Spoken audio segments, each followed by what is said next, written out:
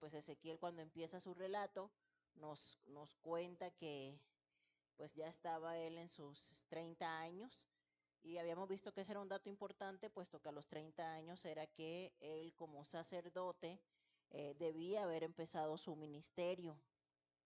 Sin embargo, a pesar de que pues venía de una familia sacerdotal, no pudo ejercer ese ministerio del sacerdocio porque ya no estaba él en Jerusalén, ya no estaba en el templo, estaba exiliado en Babilonia y pues realmente pues no iba a poder cumplir esa función. Sin embargo, allá en Babilonia, junto al río Quebar, Dios lo llama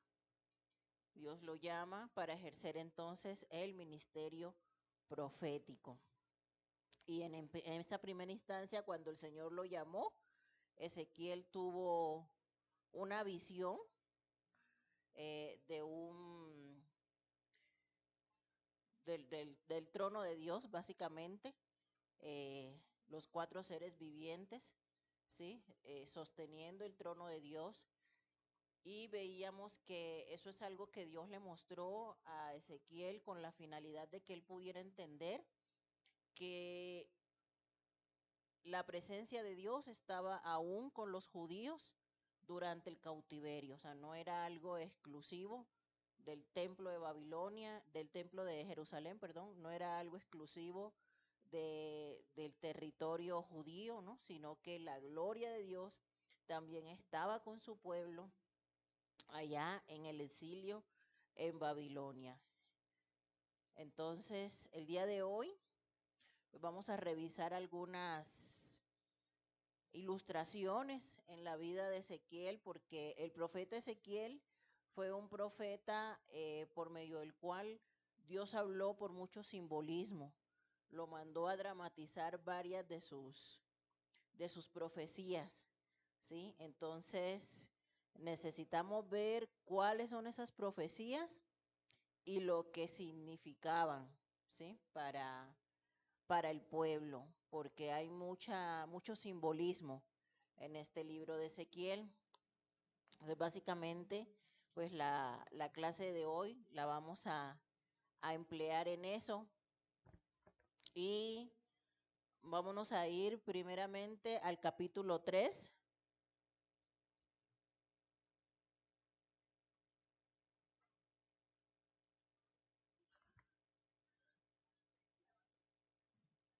Al capítulo 3 de Ezequiel y vamos a revisar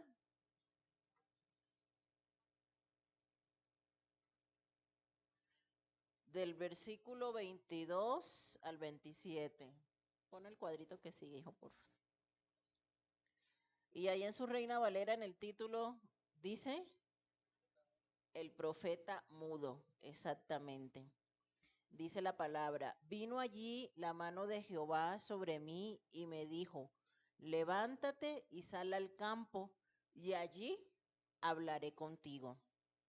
Y me levanté y salí al campo y he aquí que allí estaba la gloria de Jehová como la gloria que había visto junto al río Quebar, y me postré sobre mi rostro. Entonces entró el Espíritu en mí y me afirmó sobre mis pies, me habló y me dijo, tierra dentro de tu casa, hijo de hombre, que son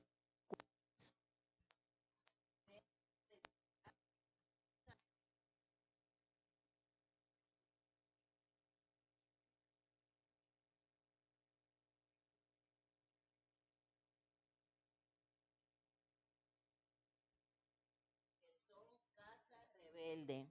Mas cuando yo te hubiere hablado, abriré tu boca y les dirás, así ha dicho Jehová el Señor, el que oye, oiga, y el que no quiera oír, no oiga, porque casa rebelde son.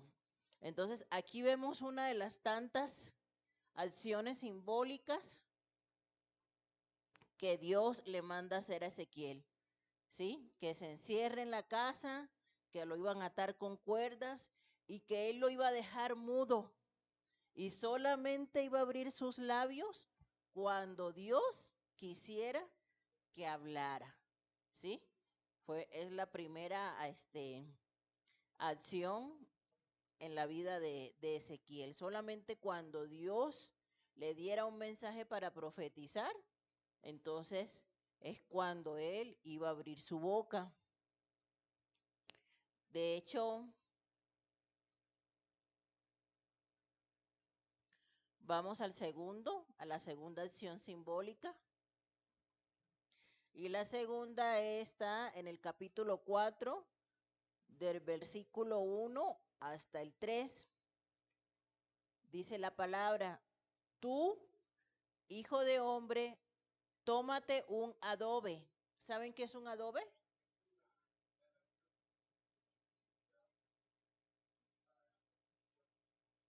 Ajá, como de barro, ¿no? Sí. Y ponlo delante de ti y diseña sobre él la ciudad de Jerusalén. Y pondrás contra ella sitio y edificarás contra ella fortaleza y sacarás contra ella baluarte y pondrás delante de ella campamento y colocarás contra ella arietes alrededor. Tómate también una plancha de hierro y ponla en lugar de muro de hierro entre ti y la ciudad. Afirmarás luego tu rostro contra ella y será un lugar de cerco y la sitiarás.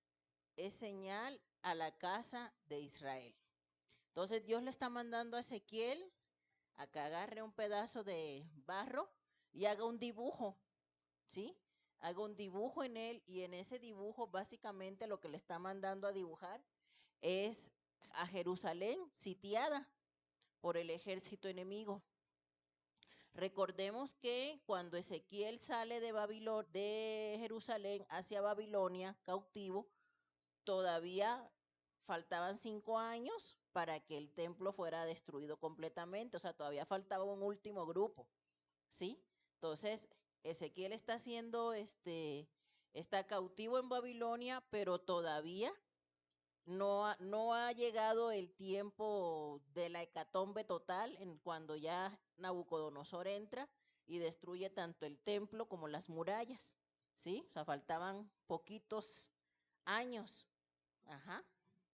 Entonces, por eso Dios le dice a Ezequiel que haga este dibujo ya como una manera, ¿no? De decirle esto ya es algo que ya es inminente, ¿no? Entonces, Ezequiel hace ese dibujo y pues yo pienso que los otros judíos que estaban ahí con él, que lo observaban, ¿sí? Pues eh, a lo mejor no comprendían bien, pero el mensaje estaba muy claro, ¿sí? Y era que Jerusalén ya iba a ser sitiada, ¿sí? Ya no faltaba mucho.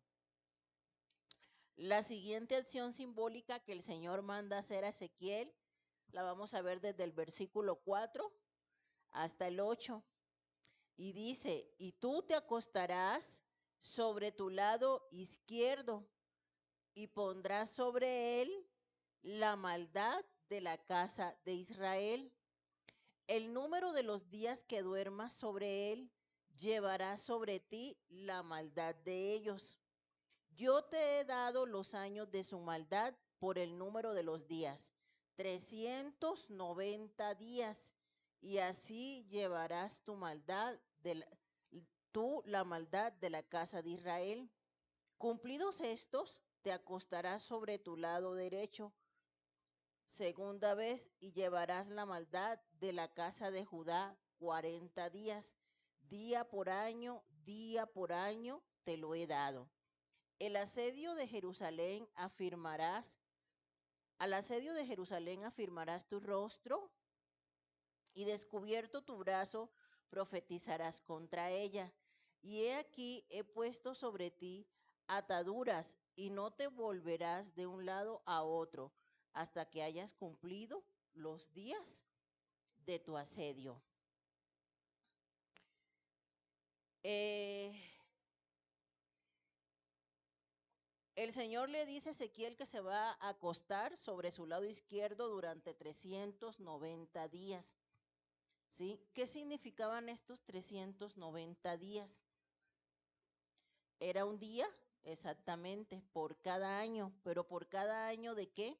De la maldad de la casa de Israel. ¿Cuándo empezó la maldad de la casa de Israel?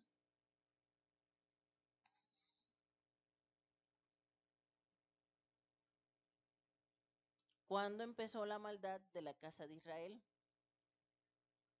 Ahí lo tienen en la diapositiva. La maldad empezó desde Salomón,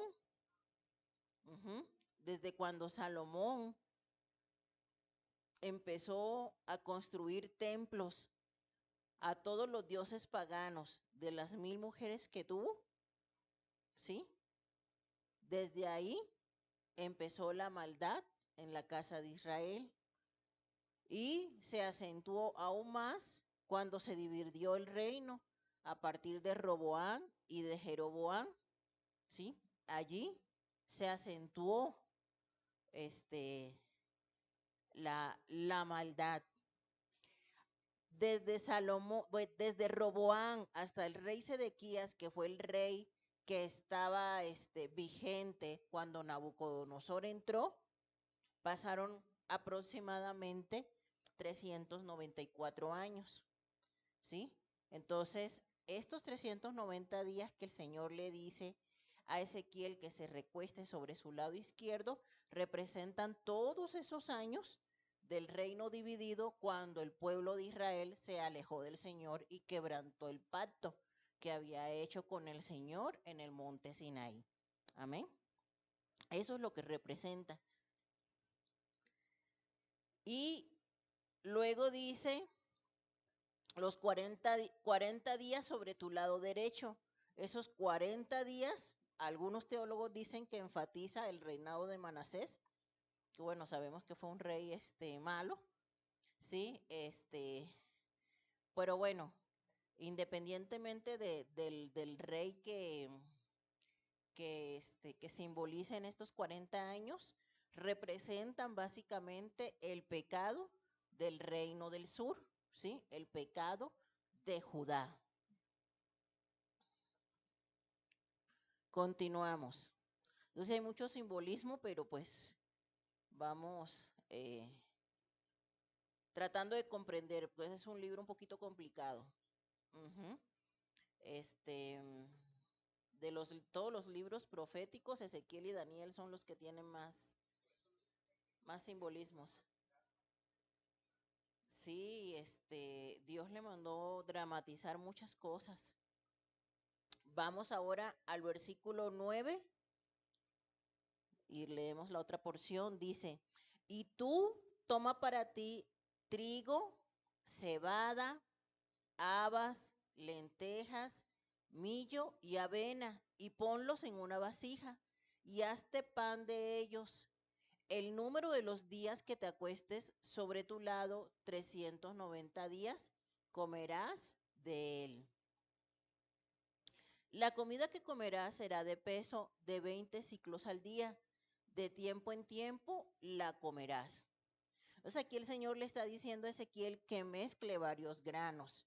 Estuve investigando y pues cuando las naciones estaban en guerra, lo que hacían era mezclar granos grandes con granos más pequeños como para hacer rendir el alimento, porque eran tiempos de hambruna. Recuerden que desde que empezó el sitio de Jerusalén, pues ya la gente no podía ni entrar ni salir, ¿sí? Entonces no tenían alimentos, entonces pues de todo lo que tenían, pues hacían una mezcolanza para poder sobrevivir. Básicamente, esto que Ezequiel está dramatizando es la situación de hambruna que en Jerusalén se está viviendo durante el sitio de Nabucodonosor, ¿sí?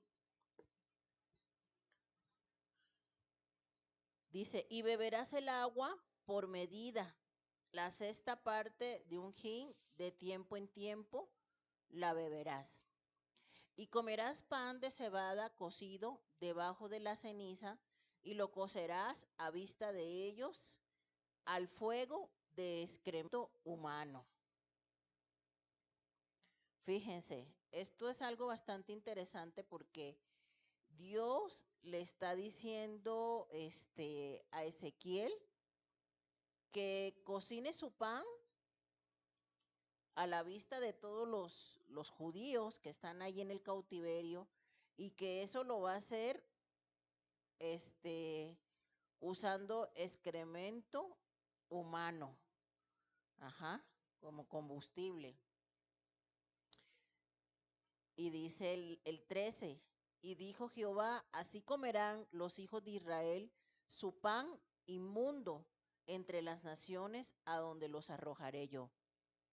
Y dije, Señor Jehová, he aquí que mi alma no es inmunda, ni nunca desde mi juventud hasta este tiempo comí cosa mortecina, ni despedazada, ni nunca en mi boca entró carne inmunda. Y me respondió, he aquí, te permito usar estiércol de bueyes en lugar de excremento humano para cocer tu pan. Me dijo luego, hijo de hombre, he aquí, quebrantaré el sustento del pan en Jerusalén, y comerán el pan por peso y con angustia, y beberán el agua por medida y con espanto, para que al faltarles el pan y el agua se miren unos a otros con espanto y se consuman en su maldad. Bueno, fíjense, vamos a pensar un poquito. Si estamos en un lugar pues, que está siendo sitiado, ¿sí? Que no pueden salir a comprar alimentos, nadie puede salir, nadie puede entrar, ¿qué es lo más natural que ocurra?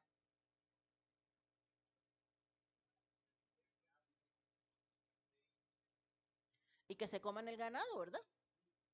O sea, que así que lo que esté vivo por ahí, ¿verdad?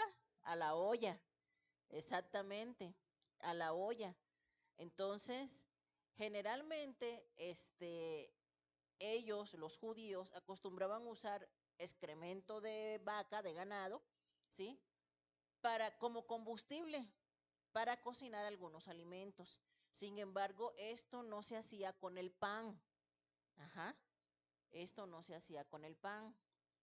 Cuando el Señor le dice a Ezequiel, vas a cocinar y vas a utilizar excremento humano, básicamente el primer mensaje que Dios le quiere dar es que pues no va a haber ni siquiera estiércol de animales, porque pues ya no va a haber animales, ¿no? O sea, realmente están en una situación crítica, ¿no? En la que absolutamente ya no hay nada para alimentarse, ¿no? Ya todo se acabó, ¿sí? Este, y al escasear todo, pues lo único que iban a tener era pan y agua, ¿no? Pero al final de este capítulo el Señor les dice, pues ni siquiera eso, ¿no? Ni siquiera pan y agua, porque pues el agua y el pan que coman lo van a tener que racionar, lo van a tener que medir para que puedan sobrevivir. Y el poquito pan que puedan hacer, entonces lo van a tener que preparar con el excremento humano, ¿no? Cosa que para ellos pues era algo completamente inmundo, ¿sí? Pero Ezequiel le dice al Señor, Señor, pero pues yo nunca he comido nada inmundo, ¿no? El Señor le dice, bueno, entonces, pues te voy a permitir entonces que cocines el pan y que pues utilices para eso pues excremento de bueyes, ¿sí? Pero en primera instancia, cuando el Señor le da la indicación de que sea con excremento humano, es por esa razón, de que pues estaban en una situación pues que no, ¿no? Y al final, pues el mismo Señor dice, todo esto representa que el pan cocinado sobre excremento, ¿no? O sea, imagínense quién se va a comer eso, ¿no? Todo eso representa que Israel, ¿sí? Que el pueblo de judío iba a ser esparcido a naciones completamente contaminadas, completamente inmundas, ¿sí? Y son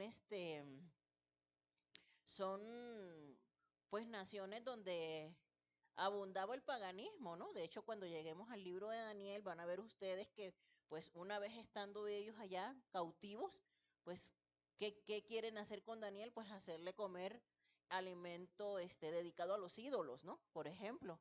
Entonces, de toda esa contaminación por el pecado, por el paganismo, es lo que el Señor les está hablando cuando Ezequiel hace este simbolismo de delante de todos, de preparar el pan utilizando excremento, ¿no? Bueno, el siguiente simbolismo está en el capítulo 5, del versículo 1 al 3, y le dice, y tú, hijo de hombre, tómate un cuchillo agudo, toma una navaja de barbero, y hazla pasar sobre tu cabeza y tu barba. Toma después una balanza de pesar y divide los cabellos. Una tercera parte quemarás a fuego en medio de la ciudad cuando se cumplan los días del asedio. Y tomarás una tercera parte y la cortarás con espada alrededor de la ciudad. Y una tercera parte esparcirás al viento. Y yo desenvainaré espada en pos de ellas. Tomarás también de allí unos pocos en número y los atarás en la falda de tu manto. Y tomarás otra vez de ellos y los echarás en medio del fuego, y en el fuego los quemarás. De allí saldrá el fuego a toda la casa de Israel. Así ha dicho Jehová el Señor. Esta es Jerusalén. La puse en medio de las naciones y de las tierras alrededor de ella, y ella cambió mis decretos y mis ordenanzas en impiedad más que las naciones y más que las tierras que están alrededor de ella, porque desecharon mis decretos y mis mandamientos y no anduvieron en ellas. Por tanto, así ha dicho Jehová, por haberlos multiplicado más que las naciones que están alrededor de vosotros, no habéis andado en mis mandamientos, ni habéis guardado mis leyes, ni aun según las leyes de las naciones que están alrededor de vosotros habéis andado. Así pues ha dicho Jehová el Señor, he aquí yo estoy contra ti. Sí, yo y haré juicios en medio de ti ante los ojos de las naciones, y haré en ti lo que nunca hice, ni jamás haré, cosa semejante a causa de todas tus abominaciones.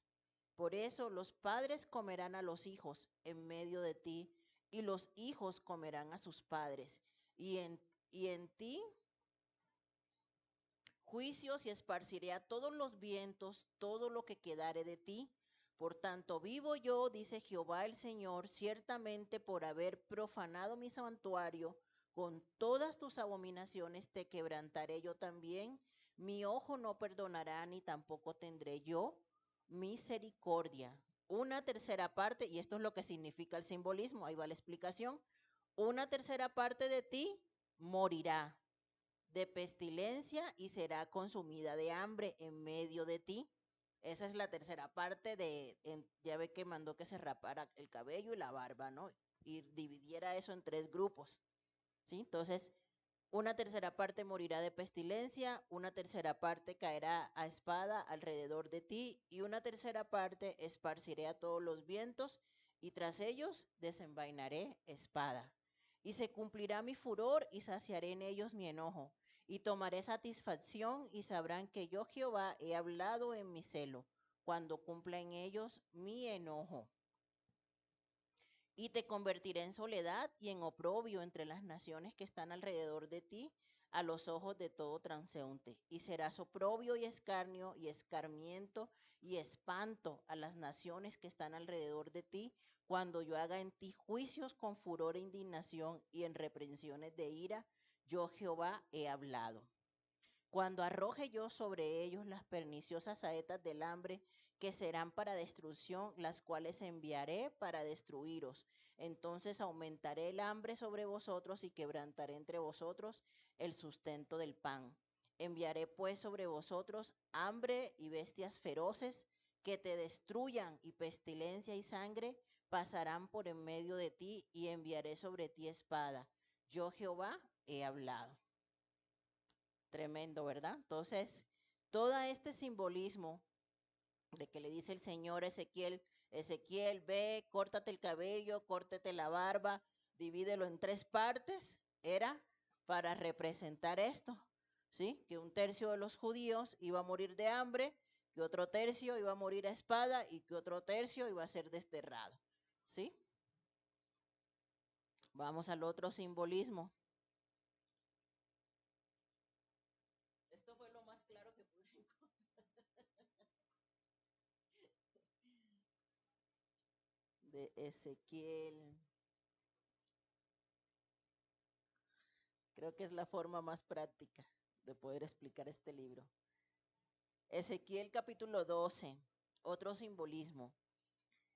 Versículo 1 al 6 dice, vino a mí palabra de Jehová diciendo, hijo de hombre, tú habitas en medio de casa rebelde, los cuales tienen ojos para ver y no ven, tienen oídos para oír y no oyen, porque son casa rebelde.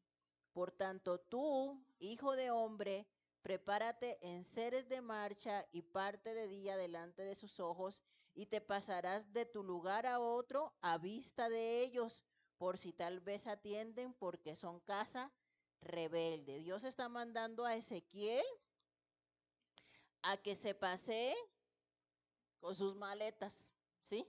De un lado para otro.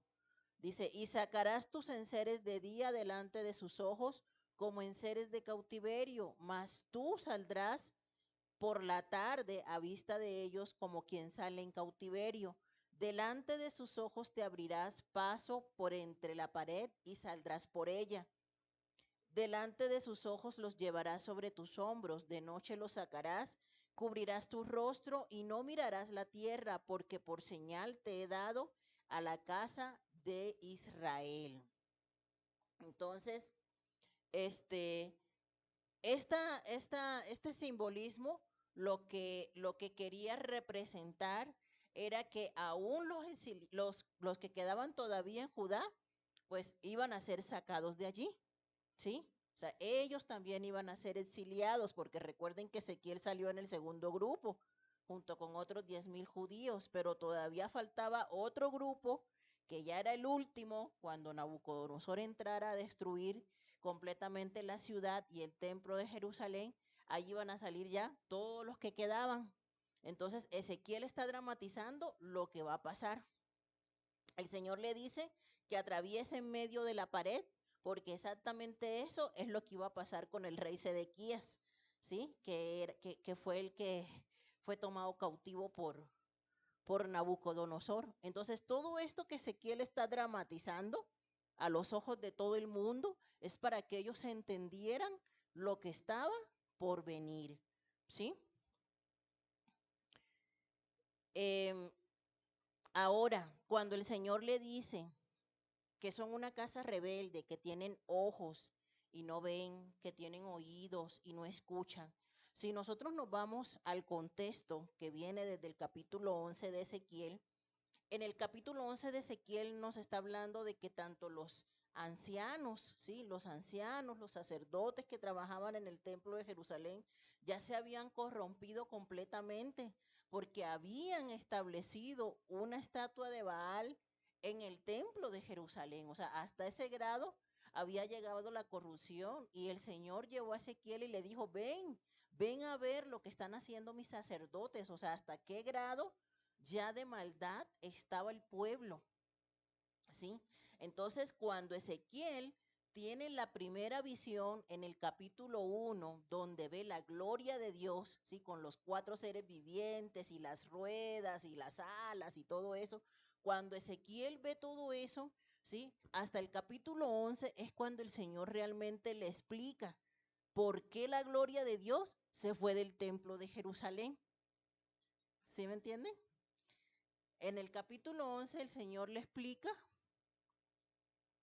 este, le explica a Ezequiel por qué es que su gloria se fue de Jerusalén, por qué ya no está en el templo, porque todos sus ancianos se habían corrompido, ¿sí? Entonces, este,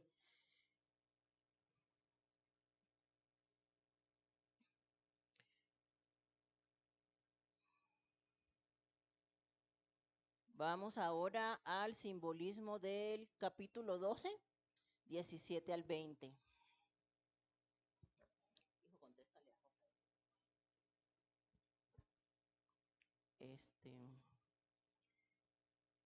17 al 20. Dice, vino a mí palabra de Jehová diciendo, hijo de hombre, come tu pan con temblor y bebe tu agua con estremecimiento y con ansiedad. Y di al pueblo de la tierra, así ha dicho Jehová el Señor sobre los moradores de Jerusalén y sobre la tierra de Israel. Su pan comerán con temor y con espanto beberán su agua, porque su tierra será despojada de su plenitud por la maldad de todos los que en ella moran. Y las ciudades habitadas quedarán desiertas, y la tierra será asolada, y sabréis que yo soy Jehová. Entonces, cuando el Señor le dice a Ezequiel, necesito que te sientes a comer el pan y a tomar el agua y que tiembles mientras estás comiendo, ¿sí? ¿Qué está representando eso? Ya lo acabamos de leer.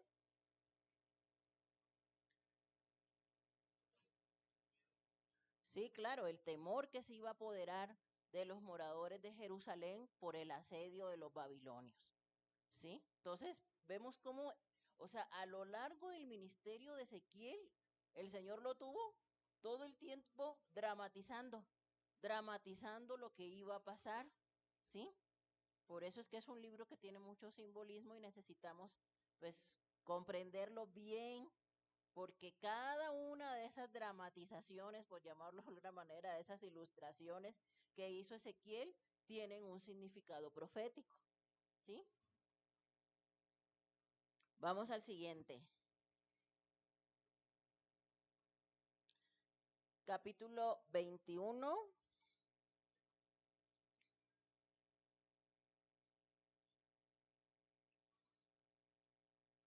versículos 6 y 7. Dicen, y tú, hijo de hombre, gime con quebrantamiento de tus lomos y con amargura gime delante de los ojos de ellos. Y cuando te dijeren, ¿por qué gimes tú? Dirás, por una noticia que cuando llegue hará que desfallezca todo corazón y toda mano se debilitará y se angustiará todo espíritu y toda rodilla será débil como el agua. He aquí que viene y se hará, dice Jehová el Señor. Entonces, otro drama, ¿no? El Señor le dice a Ezequiel que dramatice, que se ponga a gemir, que se ponga a temblar, ¿sí? Y al final, todo esto representaba ¿qué? El quebrantamiento que iba a sufrir el pueblo judío, ¿sí?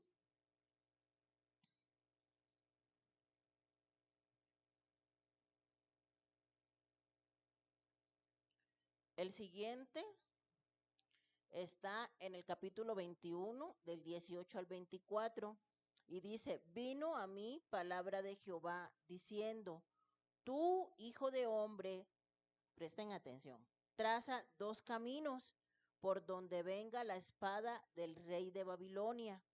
De una misma tierra salgan ambos y pon una señal al comienzo de cada camino que indique la ciudad a donde va. El camino señalarás por donde venga la espada a Rabá de los hijos de Amón y a Judá contra Jerusalén, la ciudad fortificada, porque el rey de Babilonia se ha detenido en una encrucijada. El Señor le dice a Ezequiel, Ezequiel, vas a trazar dos caminos, ¿sí? Pero el Señor le está diciendo eso a Ezequiel porque Nabucodonosor iba a hacer esta acción, iba a trazar dos caminos, se iba a parar en una encrucijada e iba a echar suertes, fíjense. Dicen, se ha detenido en una encrucijada al principio de los dos caminos para usar de adivinación. Ha sacudido las saetas, consultó a sus ídolos, miró el hígado. La adivinación señaló a su mano derecha sobre Jerusalén para dar la orden de ataque, para dar comienzo a la matanza, para levantar la voz en grito de guerra, para poner arietes contra las puertas, para levantar vallados y edificar torres de sitio. Mas para ellos esto será como adivinación mentirosa, ya que se les ha hecho solemnes juramentos, pero él trae a la memoria la maldad de ellos para apresarlos. Por tanto, así ha dicho Jehová el Señor, por cuanto habéis hecho traer a la memoria vuestras maldades, manifestando vuestras traiciones y descubriendo vuestros pecados en todas vuestras obras, por cuanto habéis venido en memoria, seréis entregados en su mano. O sea que Nabucodonosor, cuando iba a atacar Jerusalén, se detuvo en un camino y echó suertes y dijo, ¿ataco primero a Amón o ataco primero a Jerusalén? Y dice que pues todo su ritual que hizo ahí de adivinación y con un hígado y no sé qué, le dio la suerte a Jerusalén. Y el Señor está mandando a Ezequiel a dramatizar esto también, ¿sí? O sea, el Señor le dio a Ezequiel todos los detalles de cómo iban a suceder los eventos a través de puras dramatizaciones. Ujú. Y el último, este sí está bien tremendo, fíjense, fíjense. Este está muy interesante. La muerte de la esposa de Ezequiel, capítulo 24, a partir del versículo 15. Dice, vino a mí palabra de Jehová diciendo, hijo de hombre, he aquí que yo te quito de golpe el deleite de tus ojos. No endeches, ni llores, ni corran tus lágrimas. Reprime el suspirar, no hagas luto de mortuorios. Ata tu turbante sobre ti y pon tus zapatos en tus pies y no te cubras con rebozo, ni comas pan de enlutados. Hablé al pueblo por la mañana y a la tarde murió mi mujer y a la mañana hice como me fue mandado. Y me dijo el pueblo, ¿no nos enseñarás qué significan para nosotros estas cosas que haces? Y yo les dije, la palabra de Jehová vino a mí diciendo, di a la casa de Israel, así ha dicho Jehová el Señor. He aquí yo profano mi santuario, la gloria de vuestro poderío, el deseo de vuestros ojos y el deleite de vuestra alma, y vuestros hijos y vuestras hijas que dejasteis caerán a espada, y haréis de la manera que yo hice. No os encubriréis con rebozo, ni comeréis pan de hombres en luto. Vuestros turbantes estarán sobre vuestra cabeza, y vuestros zapatos en vuestros pies. No endecharéis ni lloraréis, sino que os consumiréis a causa de vuestras maldades, y gemiréis unos con otros.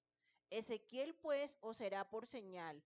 Esto, según todas las cosas que él hizo, haréis cuando esto ocurra, entonces sabréis que yo soy Jehová, el Señor. Fíjense, el Señor le dice a Ezequiel, Ezequiel, se va a morir tu esposa. No quiero que llores. No quiero que guardes luto. No quiero que hagas nada de lo que se acostumbra a hacer en Judá cuando alguien se muere. Eso es lo que le está diciendo.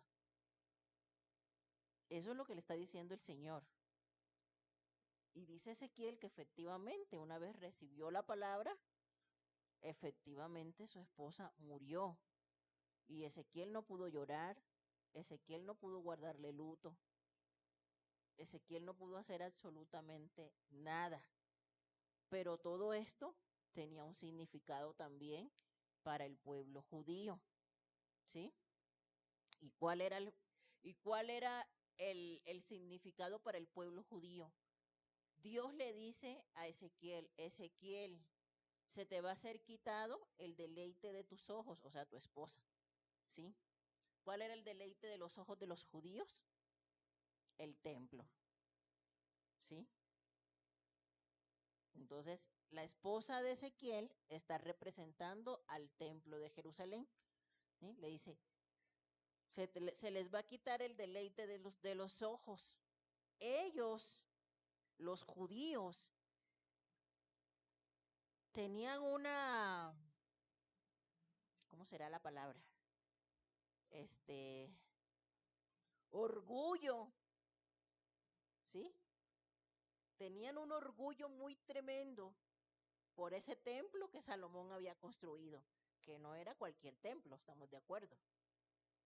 Era un templo en el cual estaba o estuvo en algún momento lleno de la gloria del Señor.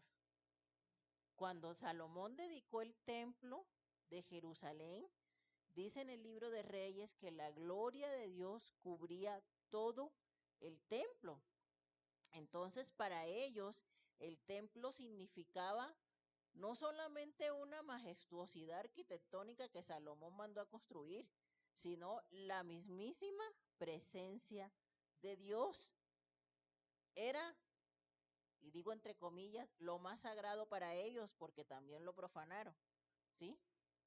Era lo que representaba la seguridad para el pueblo judío, porque pues ellos decían, es que nosotros somos el pueblo del pacto, es que nosotros somos el pueblo escogido, es que a nosotros nada nos puede pasar porque aquí está el templo, porque aquí estamos nosotros, porque aquí buscamos la presencia del Señor. Era su falsa seguridad. Y ese deleite de sus ojos se les fue quitado.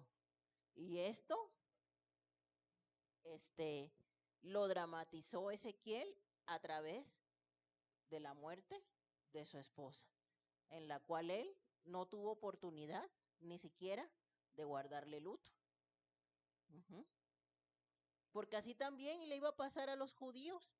El templo iba a ser destruido y ellos no iban a tener ni siquiera oportunidad de procesarlo, porque el templo iba a ser destruido, la ciudad iba a ser destruida y ellos ni siquiera iban a tener oportunidad de procesar todo eso, porque pues mientras la ciudad estaba siendo quemada completamente, ellos iban a estar siendo llevados cautivos y otros muertos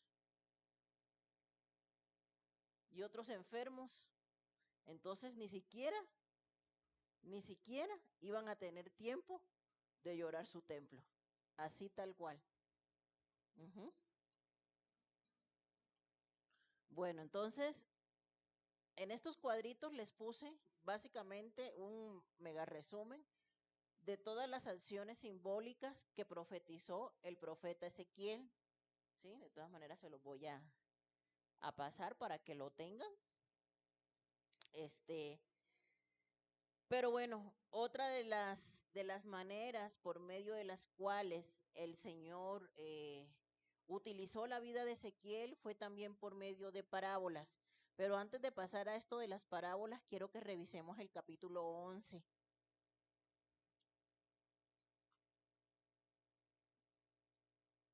¿Sí está claro? Todo lo que vimos, sí, ¿verdad? Sí. Fíjense. Vamos al capítulo 11 porque vamos a entender algunas cosas este, acerca de la visión que tiene Ezequiel en el capítulo 1. Dicen, el Espíritu me elevó y me llevó por la puerta oriental de la casa de Jehová, la cual mira hacia el oriente, y he aquí a la entrada de la puerta 25 hombres, entre los cuales vi a Hazanías, hijo de Azur, y a Pelatías, hijo de Benaía, principales del pueblo. Y me dijo, hijo de hombre, estos son los hombres que maquinan perversidad y dan en esta ciudad mal consejo, los cuales dicen, no será pronto, edifiquemos casas, esta será la olla y nosotros la carne. Por tanto, profetiza contra ellos, profetiza, hijo de hombre. Y vino sobre mí el Espíritu de Jehová y me dijo, di, así ha dicho Jehová, así habéis hablado, oh casa de Israel, y las cosas que suben a vuestro espíritu, yo las he entendido. Habéis multiplicado vuestros muertos en esta ciudad y habéis llenado de muertos sus calles. Por tanto, así ha dicho Jehová el Señor, vuestros muertos que habéis puesto en medio de ella, Ellos son la carne y ella es la olla, mas yo os sacaré a vosotros de en medio de ella. Espada habéis temido y espada traeré sobre vosotros, dice Jehová el Señor. Y os sacaré de en medio de ella y os entregaré en manos de extraños y haré juicios entre vosotros. A espada caeréis en los límites de Israel, os juzgaré y sabréis que yo soy Jehová. Si la ciudad no será por olla, ni vosotros seréis en medio de ella la carne, en los límites de Israel os juzgaré y sabréis que yo soy Jehová, porque no habéis andado en mis estatutos, ni habéis obedecido mis decretos, sino según las costumbres de las naciones que os rodean habéis hecho. Y aconteció que mientras yo profetizaba, aquel Pelatías, hijo de Benaía, murió. Entonces me postré rostro a tierra y clamé con gran voz y dije, ah, Señor Jehová, destruirás del todo al remanente de Israel. Y vino a mí palabra de Jehová diciendo, hijo de hombre, tus hermanos, los hombres de tu parentesco y toda la casa de Israel, toda ella son aquellos a quienes dijeron los moradores de Jerusalén, alejaos de Jehová, a nosotros es dada la tierra en posesión. Por tanto, así ha dicho Jehová el Señor, aunque las he arrojado lejos entre las naciones y las he esparcido por las tierras, con todo eso les seré por un pequeño santuario en las tierras a donde lleguen. Di por tanto, así ha dicho Jehová el Señor, yo os rogaré, recogeré de los pueblos y os congregaré de las tierras en las cuales estáis esparcidos y os daré la tierra de Israel.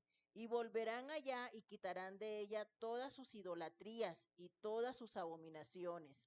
Fíjense, y les daré un corazón y un espíritu nuevo pondré dentro de ellos y quitaré el corazón de piedra de en medio de su carne y les daré un corazón de carne para que anden en mis ordenanzas y guarden mis decretos y los cumplan y me sean por pueblo y yo sea a ellos por Dios.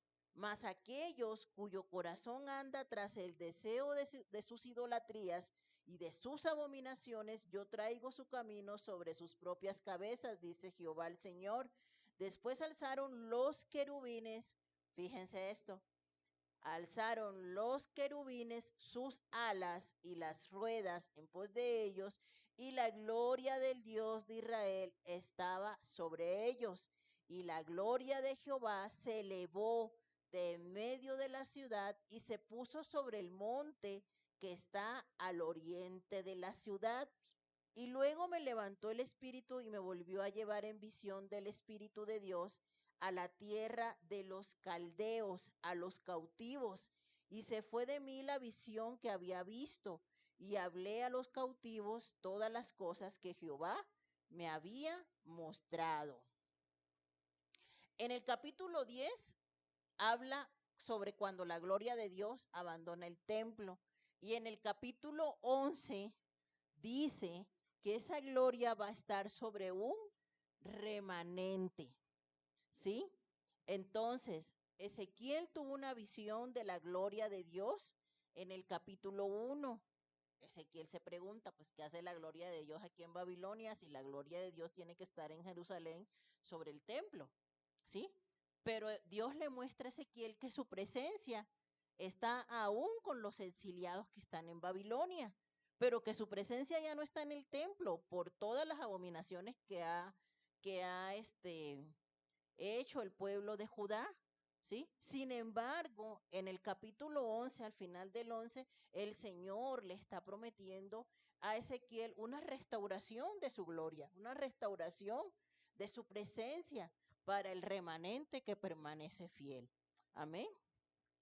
Entonces, pues, vamos, organizando las ideas, ¿sí?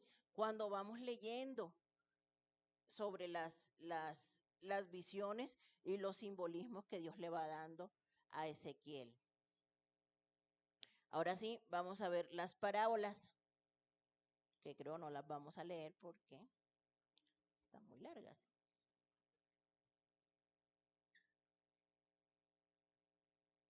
Bueno, la 15 está cortita. Esta está larga, pero está buena. La 15 está cortita, fíjense.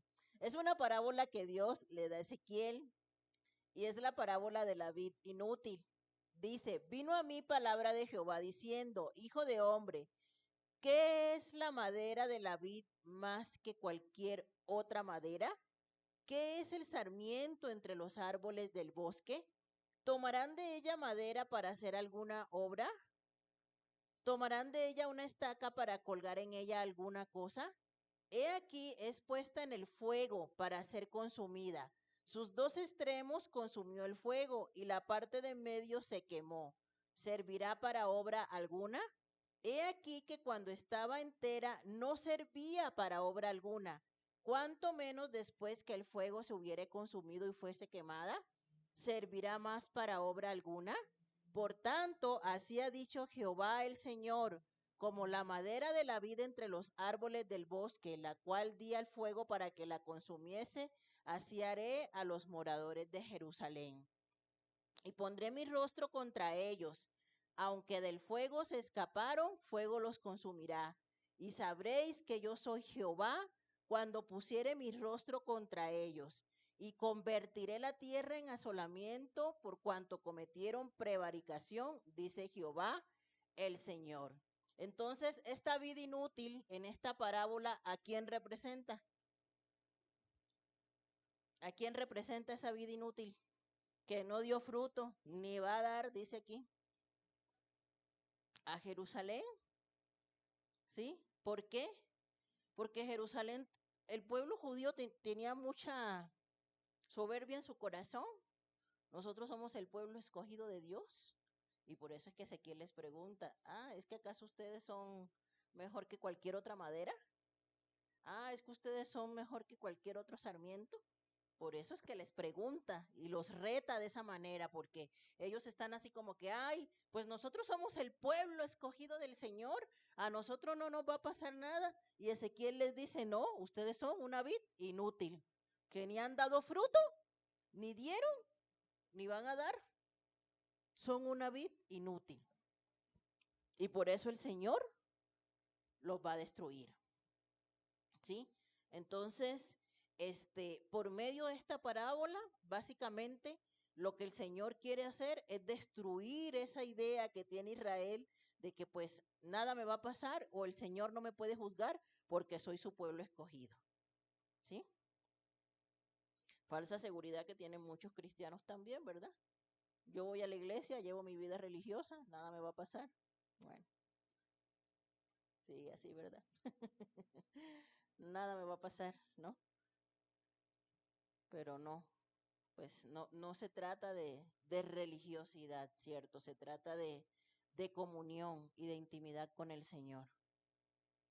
Y algo así, como lo que dice Ezequiel, lo dice Jesús después, ¿no? Cuando le dicen, Señor, pero si yo en tu nombre hice milagros, Señor, pero si yo en tu nombre eché fuera demonios, y el Señor dirá, apartaos de mí, hacedores de maldad, no los conozco.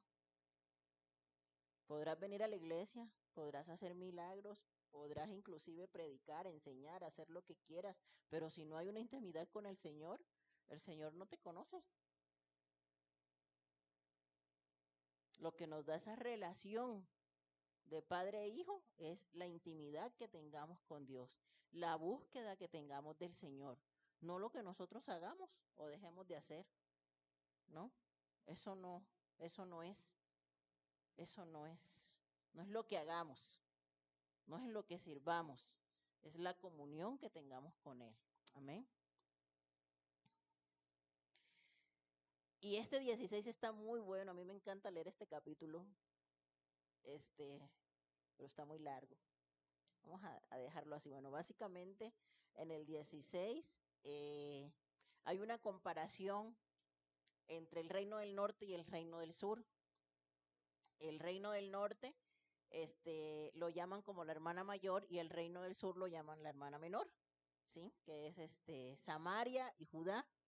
Entonces, por medio de esta parábola, eh, básicamente el Señor le está diciendo a ambos reinos, tanto el reino del norte como el reino del sur, que ambos cayeron en pecado, ¿sí? Ambos cayeron en fornicación y las trata como prostitutas. El Señor le dice, mira, cuando tú eras una jovencita virgen, ¿sí? Las trata así, como que si fueran dos mujeres, ¿no? Pues es una parábola. Cuando tú eras una jovencita virgen, yo te compré, yo te recogí, le dice a Jerusalén, ¿no? Y a Samaria. Yo te recogí, yo te puse bonita, yo te vestí, yo te dignifiqué, ¿sí? Pero tú después, ¿qué hiciste?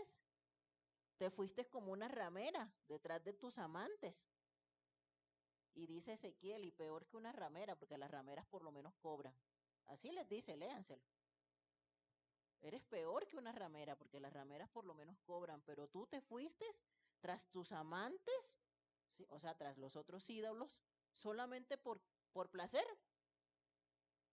solamente por placer. Y estas palabras tan fuertes que Dios le dice a Samaria y a Jerusalén, y le dice luego a Jerusalén, y tú eras la más chiquita, pero cometiste los mismos errores que tu hermana mayor, o sea, que Samaria. Cometiste exactamente los mismos errores que cometió tu hermana mayor. Y al final, las dos son unas rameras.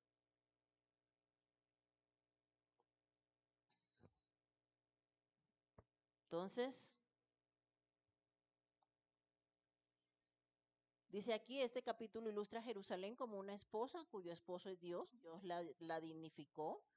En el comienzo ella era una ciudad de los cananeos, pero Dios la eligió y la levantó. Entonces ella llegó a ser orgullosa y espiritualmente infiel. Así que Dios llevaría a la muerte a esta esposa infiel.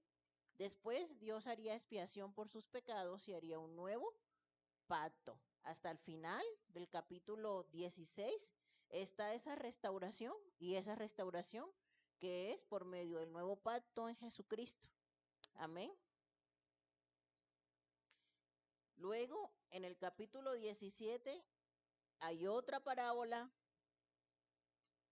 de unas águilas y otra vez la vid. Y bueno, aquí básicamente esta parábola habla de cuando el rey Nabucodonosor iba a venir y iba a llevar al rey Joaquín, que era el que estaba reinando en ese momento. eh, y ya, pues se da lo que es el final, ¿no? Cuando todo el resto de los judíos es llevado cautivo a Babilonia. Ay, ¿tienen algún comentario hasta aquí?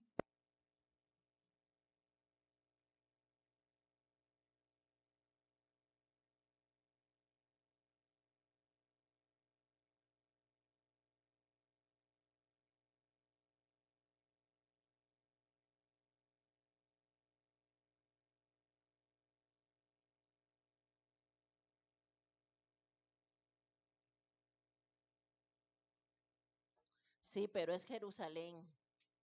Bueno, Sodoma es en el 48 dice, vivo yo, dice Jehová el Señor, que Sodoma, tu hermana y sus hijas no han hecho como hiciste tú y tus hijas. He aquí que esta fue la maldad de Sodoma, tu hermana, soberbia, saciedad de pan y abundancia de ociosidad tuvieron ella y sus hijas, y no fortaleció la mano del afligido y del menesteroso. O sea, le está diciendo así, no porque literalmente la hermana sea Sodoma, la hermana es Jerusalén, sino porque los está comparando en su situación de pecado a Sodoma, ¿sí? Los está comparando, exacto. O sea, les está diciendo tú eres igual, ¿no? Igual que Sodoma, sí.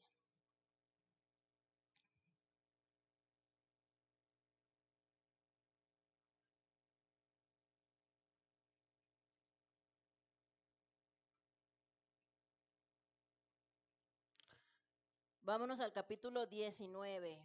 Este está cortito, este sí lo podemos leer.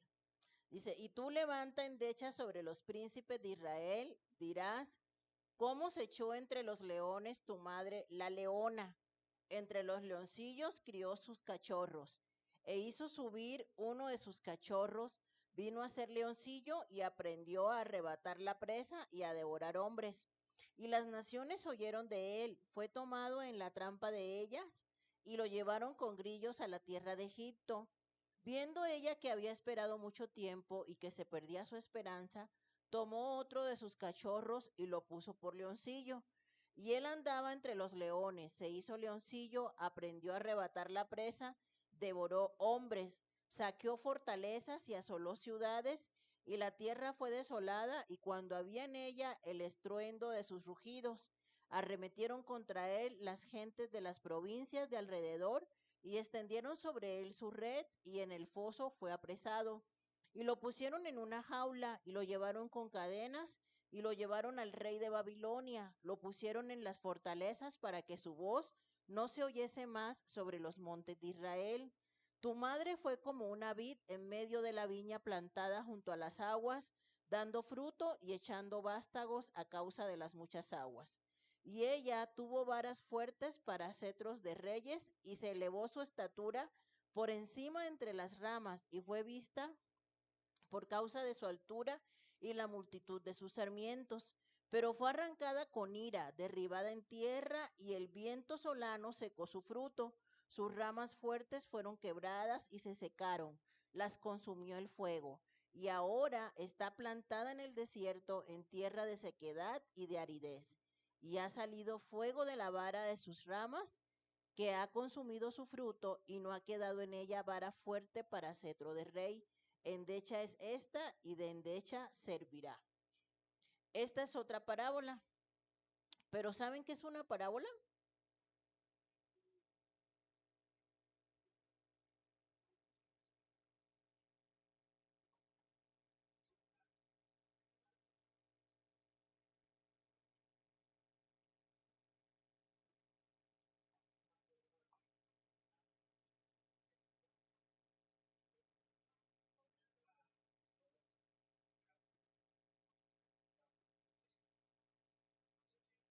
Ujú.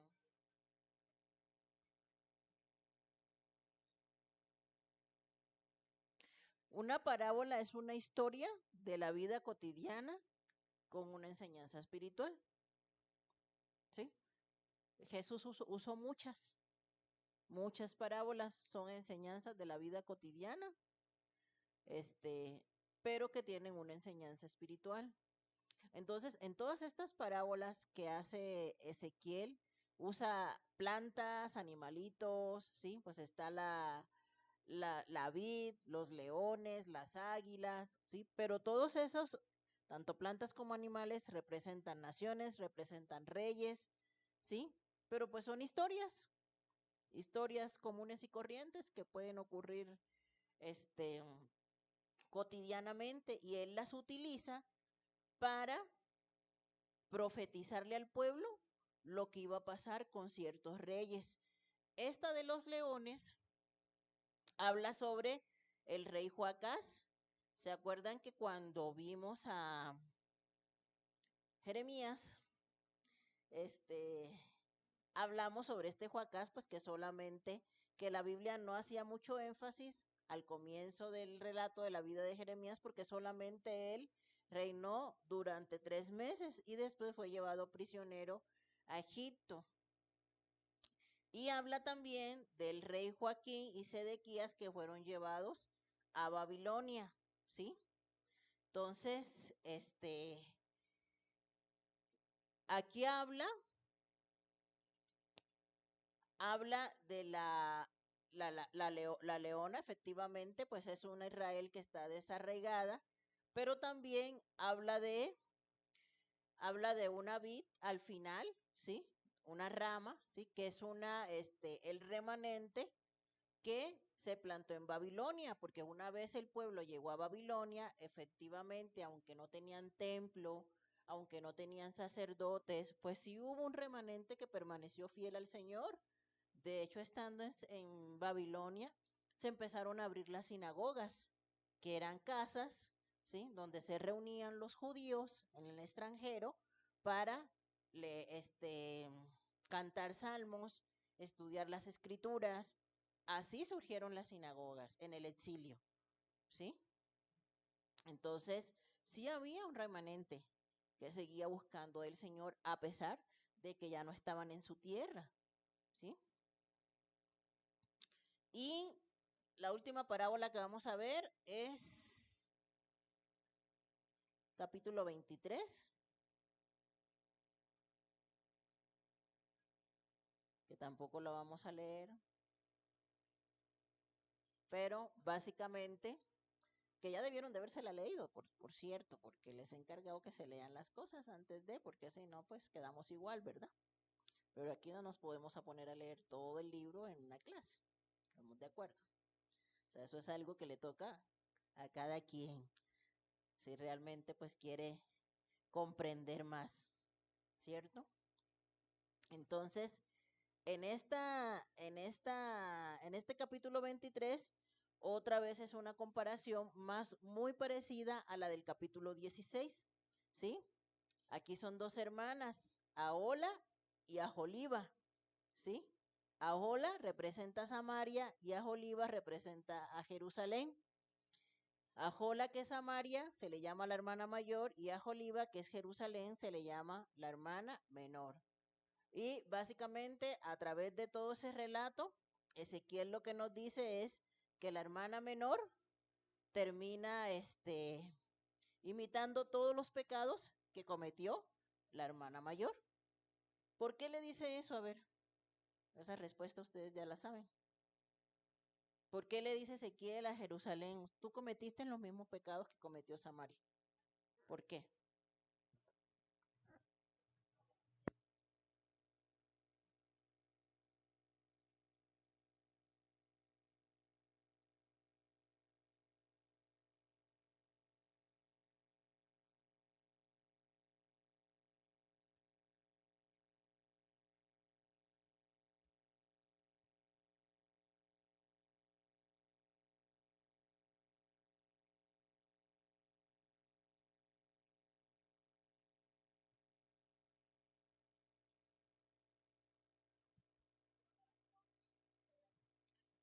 Cuando se dividió el primer rey del norte fue Jeroboam y el primer rey del sur fue Roboam. Y efectivamente, Jeroboam lo que hizo fue hacer unos altares con unos becerros y decirles, este es tu Dios que te sacó de Egipto, a este adora. ¿Para qué? Para que las personas no fueran al templo de Jerusalén a adorar, ¿sí? Y empezó a cerrar los caminos. ¿Para qué? Para que del reino del norte no se tuvieran que movilizar al reino del sur a adorar. Estableció sus propios rituales, estableció sus propios sacerdotes que no eran los levitas y hizo, pues, ahora sí que una distorsión, ¿no? De todo lo que el Señor había establecido por medio de la ley de Moisés. Entonces, por eso, digamos que todo este mover de idolatría empezó en el reino del norte, pero finalmente el reino del sur terminó haciendo exactamente lo mismo. Lo mismo, los reyes del sur también terminaron ofreciendo a sus propios hijos en sacrificio, este, cometiendo todos los pecados, ¿verdad? Entonces dice, Ahola significa tabernáculo de ella y Aholiba significa mi tabernáculo en ella. Estas dos hermanas adúlteras representaban a Israel y a Judá. Su prostitución era por acuerdos políticos o alianzas con las naciones impías. Israel, especialmente los reyes Oni y Acab, hicieron tratos con Asiria. Recuerden que la esposa de Acab era ¿quién? ¿Quién era la esposa de Acab, hermana Lulú? Jezabel. Esta mujer pues era fenicia, entonces pues, eran paganos. Y cuando estuvo gobernando acá con toda la influencia de Jezabel, inclusive persiguieron a los profetas del Señor, porque pues fue esta mujer pues la que quiso matar al profeta Elías, ¿sí? Entonces ellos hicieron tratos, pero todos estos fueron matrimonios arreglados con con hijas de otras naciones paganas para hacer alianzas con Jerusalén. Entonces hicieron tratos con Asiria, hicieron tratos con Egipto, luego Judá hizo un pacto con Asiria y Dios es un Dios celoso. Se enojó mucho cuando los judíos confiaban en las naciones en vez de confiar en Él. Así que Dios permitió que las naciones en las cuales ellos confiaban los vencieran. Amén. Hubo especialmente dos naciones contra las cuales el Señor lanza juicios muy duros aquí en el libro de Ezequiel, y uno de esos reyes es el rey Tiro. De hecho, por eso es que leemos en Ezequiel 28 que Ezequiel compara lo que le va a suceder a este rey Ciro con lo que le sucedió al ángel Luzbel. ¿Sí? Toda esta profecía que está en el capítulo 28 es una profecía para el rey Tiro, ¿sí? Pero, nosotros vemos que pues aquí nos hablan básicamente de Satanás porque el profeta Ezequiel está comparando, ¿no? Le está diciendo, pues así como, o sea, el rey de Egipto y el rey de Tiro eran como que los más opulentes, ¿no? De ese momento. Ajá. Y él les está diciendo, así como cayó así también van a caer sus reinos. ¿Sí? Entonces vemos en Ezequiel 28:11 que dice, vino a mí palabra de Jehová diciendo, hijo de hombre, levanta endecha sobre el rey de Tiro y dile, así ha dicho Jehová el Señor, tú eras el sello de la perfección, lleno de sabiduría y acabado de hermosura. En Edén, en el huerto de Dios estuviste, de toda piedra preciosa era tu vestidura, de cornerina, topacio, jaspe, crisólito, berilio y onice, de zafiro, de carbunclo, esmeraldas y oro. Los primores de tus tamboriles y flautas estuvieron preparados para ti en el día de tu creación.